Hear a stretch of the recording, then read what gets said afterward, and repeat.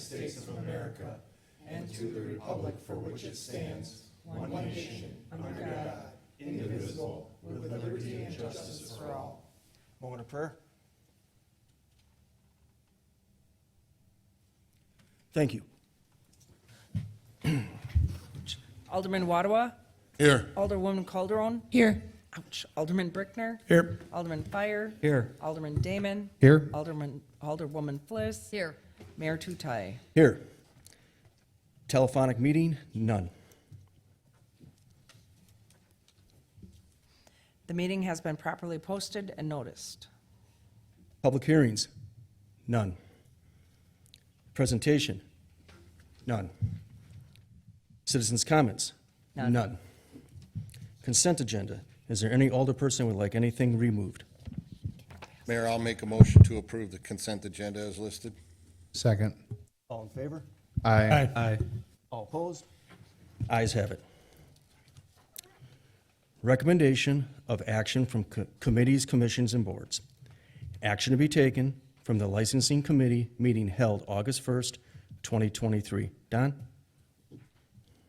Mayor, from this evening's licensing committee, we're looking for new beverage operators licenses for Jessica Bugard, Sandeep Correra, and Cheryl Rebecca. Second. All in favor? Aye. All opposed? Ayes have it. Next, we're looking for an application for a special event outdoor cabaret license for The Landing, Greg Summers, 2234 East Layton, on August 13th of 2023. I'll make a motion to approve. Second. All in favor? Aye. All opposed? Ayes have it. Next, we're looking at a temporary extension of Class B license of premise for The Landing, Greg Summers, 2234 East Layton, August 13th of 2023. There was an amendment to that to include a site plan, and I'll so move. Second. All in favor? Aye. All opposed? Ayes have it. Next, we have renewal of beverage operators license for Jeffrey Budnick and Emily Boding. I'll make a motion to approve those beverage operators license renewals. Second. All in favor? Aye. All opposed? Ayes have it. Next, we have a communication that we just wanted to send a letter to the owners of Kingpins, 4102 South KK, in connection with the incident that happened on June 25th of 2023. So notifying them that this is the first incident, and if they receive another one in the year, there'll be consequences for that action. I'll second sending that letter. All in favor? Aye. All opposed? Ayes have it. And that's all from licensing, Mayor. We had one more thing from licensing, and Paul, I don't know if we have to message it here, but we made a referral to the legislative No, committee that as can well. come straight from your committee. Okay. That's all. Okay, Licensing. thanks, Don. Action to be taken from the Finance Committee meeting held August 1st, 2023. Mayor, I'll make a motion to approve the property insurance contract with Community Insurance. Second. Any further discussion? All in favor? Aye. All opposed? Ayes have it. Mayor, I'll make a motion to approve the recommendation from the Finance Committee to approve the account receivable aging report and write off the past due amounts that were listed to the sum of $40,485.76. Second. All in favor? Aye. All opposed? Ayes have it. And that is all from the Finance, sir. Thank you, Steve. Action to be taken from the Bargaining Committee. None. Action be taken from the Board of Public Works. None. Action be taken from the Planning Commission. None. Resolutions and ordinances. None. Discussion items with possible action. Outdoor event permit requirements under section 27(3)(3). Paul or Mark? I asked that we just have this up for discussion. I had someone contact me, a resident, about the noise being too loud recently at one of the outdoor, one of the establishments that had outdoor music playing. And I know it does say notification within 100 feet. She says she wasn't notified, so I don't know if that she didn't get the letter, or we need to be better on, I don't know, how, getting them to people.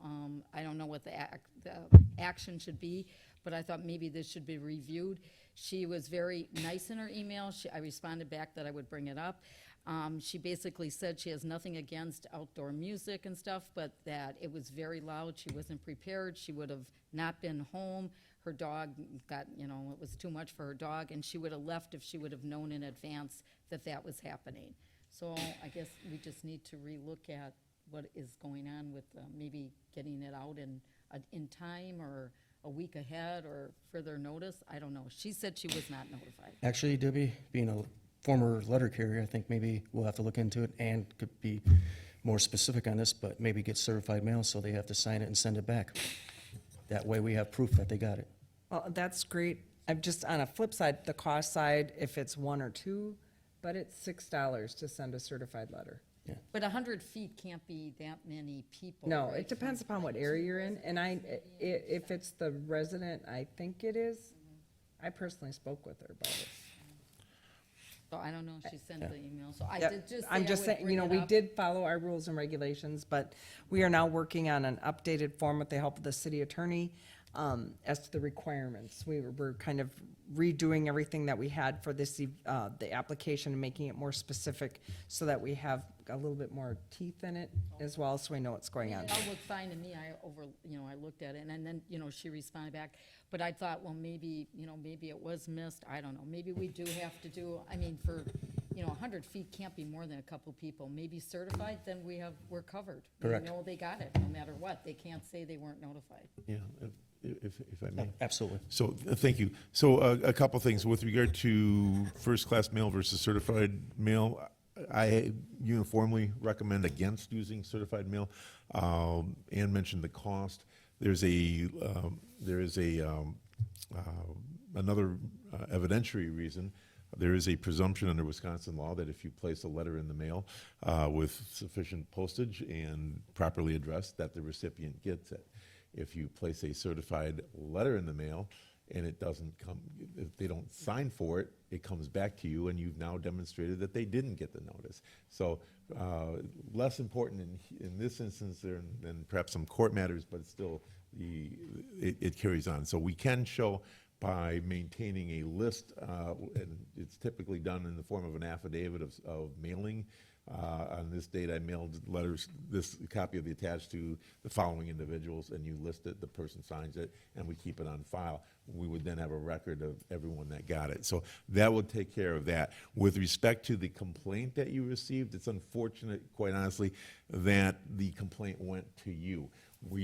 Going back to when the ordinance was originally set up, the licensing committee and the common council, the licensing committee over, I believe, Ann can correct me, but as I recall, or Don, it was a period of months that this matter was discussed as far as how to deal with that. And so there is not only the notice requirement to the neighbors, but there's also a complaint process built into the ordinance such that if either an individual or whether directly or through the police department, or actually also or through any city employee, contacts the licensee and makes a complaint, it triggers a mandatory response by the licensee to take reasonable steps to prevent creating essentially a nuisance or unreasonably loud situation here. So if it was unreasonably loud, then there's a duty to correct it.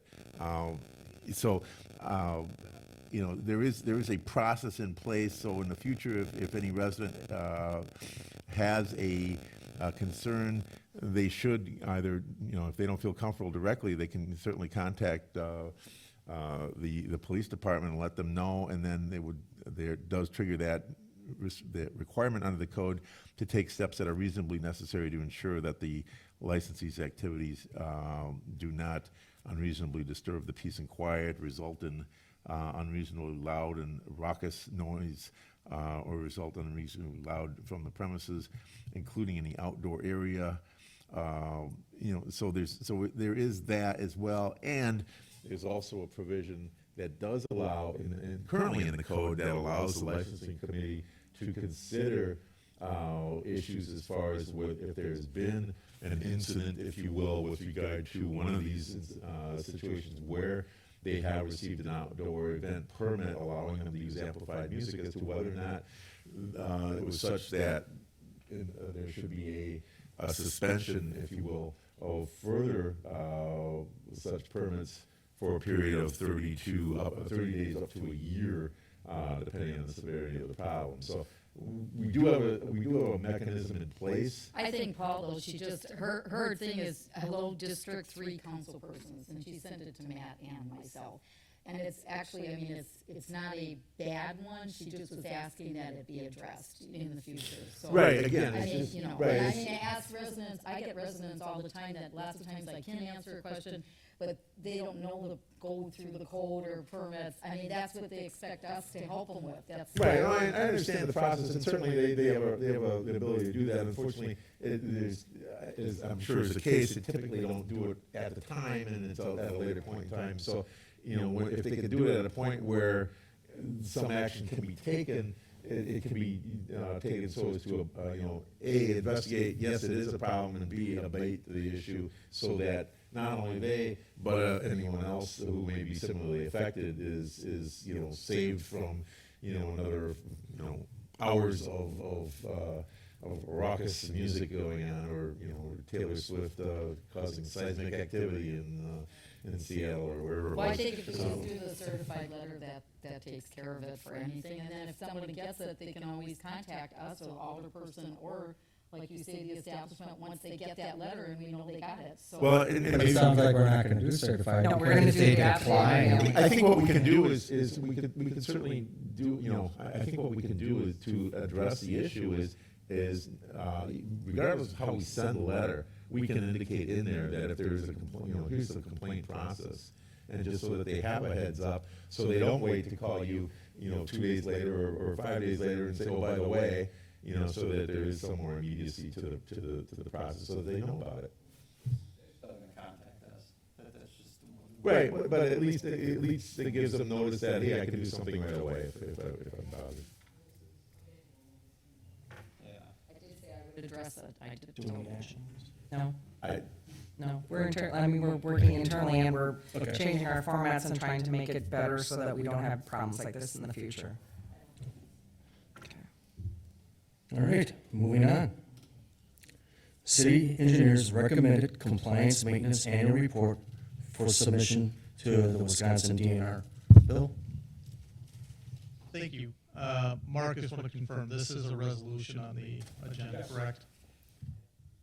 Okay, thank you. Wait a minute, you didn't look at the packet that's linked on the city's website where it's all there and spelled out?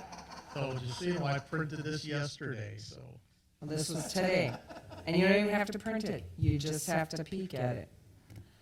Welcome to the party.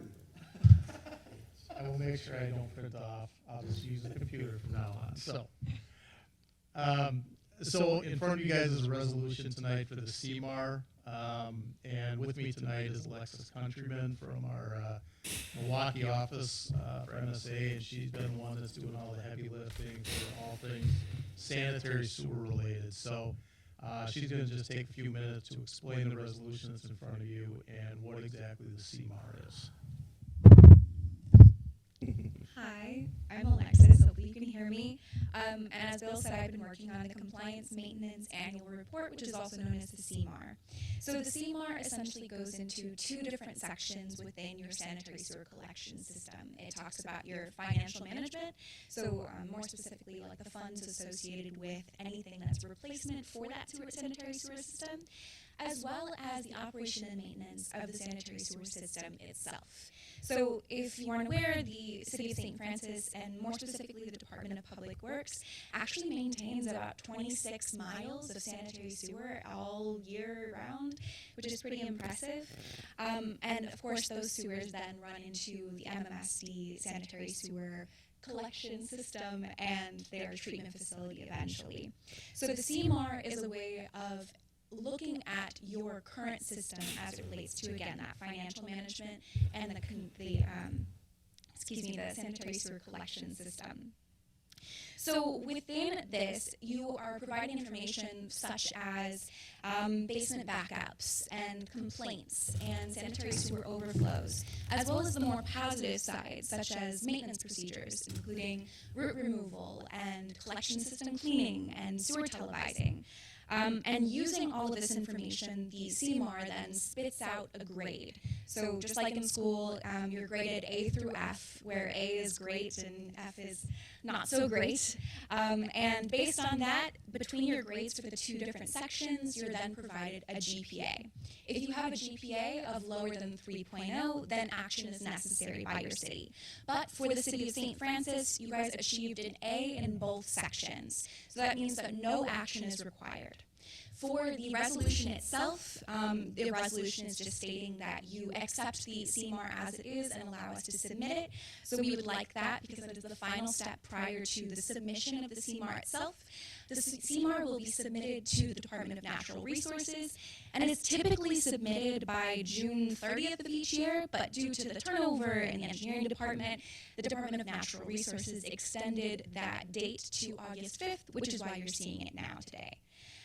If you have any questions, I'd be happy to hear those now. Otherwise, feel free to reach out.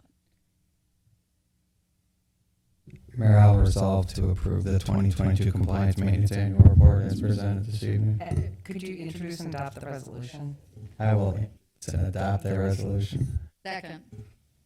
Any further discussion? All in favor? Aye. All opposed? Ayes have it.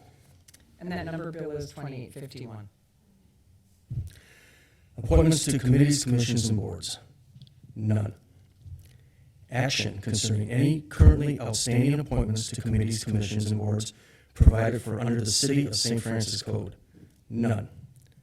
Correspondence with possible action or referral to committee, commissions, and boards. None. Unfinished business. None. Other business. None. Excuse me. Department heads. Bill? Thank you once again.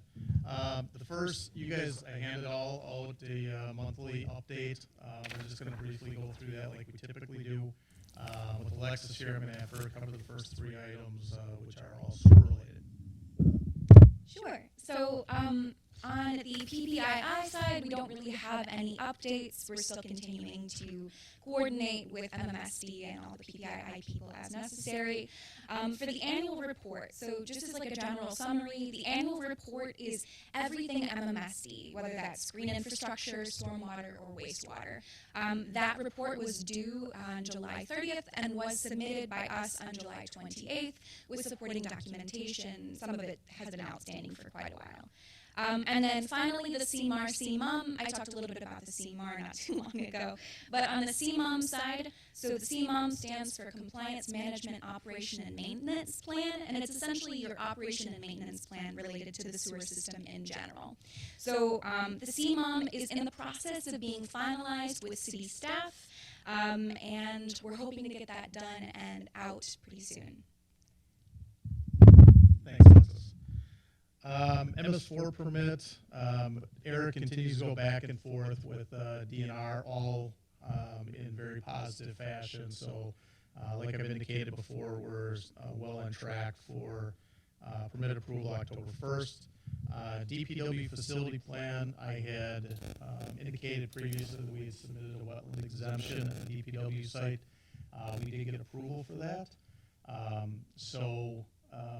That basically means that wetland can be filled, which I suggest doing as soon as possible or whatever is reasonable.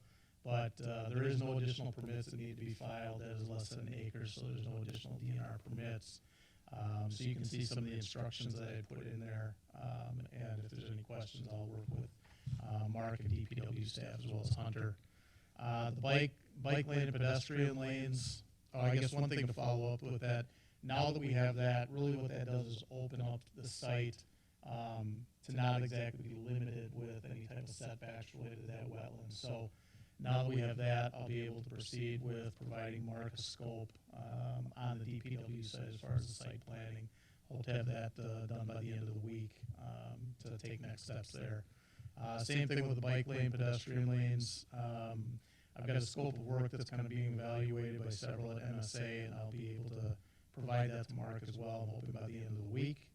The urban forestry grant, previous meeting, you provided or approved the blue stem forestry proposal through MSA. An update from them is that they'll be starting that work probably in early October.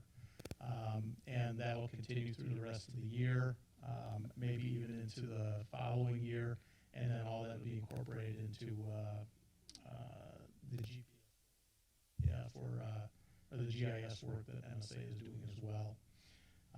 I asked Hunter for some construction updates, and I won't go through all those on there. If you guys have any questions specifically, and obviously you have a triathlon this week, so good luck with that. With that, I'll pass. Thank you, Bill. Chief Poplar? Very little tonight. We're ready for the triathlon. We're doing EMS standby. We have a dedicated unit for it. And we have something going on tomorrow night, but I'm not stealing that thunder. With that, I pass. There's something going on Wednesday? Chief Hunter? Thank you, Mayor. Obviously, tomorrow is National Night Out. For those of you that can attend, we would appreciate it. We will not have a grand finale per se this year. Our laser light show individual moved to Florida and wants close to $10,000 to bring that back. That's not going to happen. We're going to have a candy drop out of a helicopter.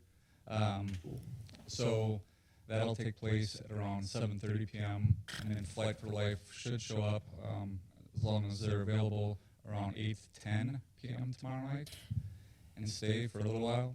So there's no grand finale per se this year. Is there like a designated area where they're gonna drop that? That's right on top of you, yes. Well, no, I mean, in all seriousness, I'm like, oh my gosh, is somebody gonna get hit in the head with a So piece of they're bubble gum and sue the city? No, So I presumed you guys would have like a drop area? we have a drop area that's going to be the same drop area that's going to be for Flight for Life. So it's basically, as of right now, it's over the football field, the practice field, and we got permission from the school to do so. So that'll take place at 7:30 out of a smaller helicopter. They can only take 6 gallons of candy, or 6-gallon buckets worth of candy. So that'll take place tomorrow. So I've been in talks with the mayor about bringing fireworks back. Hopefully we can speak with the school district and try to figure out how we can do it from a school parking lot, possibly safely from the school parking lot. Obviously with the fire department's assistance being there on standby. And we can bring that back as a grand finale, because that was always nice having the fireworks at the end. And other than that, we look forward to tomorrow. I know our guys, our CROs are burnt out. They've been going nonstop. And I'll be in early tomorrow morning with setup, startup, and with their volunteers, which I want to thank all the volunteers. And also the triathlon on Saturday. You have a letter in front of you. I gave that to you in the event your constituents have any questions regarding the triathlon. We hand-delivered each of these letters to every individual on Howard Avenue, Pennsylvania Avenue, approximately 1 block north and south off of Howard Avenue, and then east to Lake Drive, and then to all the residents on Lake Drive. They were all hand-delivered to every individual's house, and the apartments and condos were also delivered copies of these to hand out to the residents. So with that said, we will have most of our staff in that day. It'll be a busy day. I'll be on 794 on Howard Avenue, and hopefully I won't be attacked by a car this year. And with that, I pass. Thank you, Chief. Ann? We've just been really busy going through updating processes, procedures, forms. Well, it's been quiet. So we're using this time to kind of update what the clerk's office does. And our big challenge this week is our very first closing out of the tax roll with our new county system. So we're looking forward to that, and Rebecca's going to be doing that with me. With that, I pass. Thank you, Ann. Paul? I'm retiring. Thank you, Mr. Mayor. Just one item for the council's information. After several months of delays while we waited for the sellers, Mark and I participated in the closing of the property at 2900 East Layton Avenue on Friday morning, and so we have now acquired all properties that the council had authorized. And with that, I pass. Thank you, Paul. Mark? Thank you, Mayor. Just an update on the air conditioning. It's a little warm in here yet tonight. We did get another quote on the air conditioning repair. It was $5,000 less than the initial repair. They wanted 50% down. It was $15,000, and they wanted $8,000 down. We refused, and they withdrew their quote or their offer. So we're still out looking for other quotes on repairing that compressor. We haven't. I think they were here today. There was a company here today that was going through everything, and they're going to be giving us a quote by the end of the week. DPW is currently going to be at National Night Out tomorrow night. They also will be, I think all 7 or 8 will be working for the triathlon on Saturday. They're currently working on doing some street repairs in front of Willow Glen School. So we're wrapping things up. We have the street sweeper down right now for repairs. So if you don't see the street sweeper out, it's because it's being repaired and waiting for some parts. That's all I have. Thank you, Mark. Matt? Thanks, Mr. Mayor. Chief, if you need a volunteer to help dump candy out of a helicopter, I'll bring my own helmet. And parachute? Parachute, whatever. Yeah, whatever the need is, let me know.